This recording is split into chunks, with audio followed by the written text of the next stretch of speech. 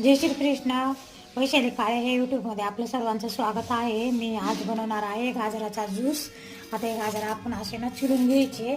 छान थंडी चालू झाली ना आता तर थंडीमध्ये ना गाजर यायला सोडले. गाजर हे पाहिजे चिरून घेतले. आता आपल्याला ना याचे ना असे तुकडे तुकडे आता हे बारीक बारीक ना गाजर कापून घेतले. असे बारीक बारीक गाजर कापून घ्या. आता आपल्याला याचे ना ज्युसरमध्ये टाकायचे. हे सगळे ज्युसरमध्ये टाकले. आता ह्याच्यात ना आपल्याला पाणी टाकायचं.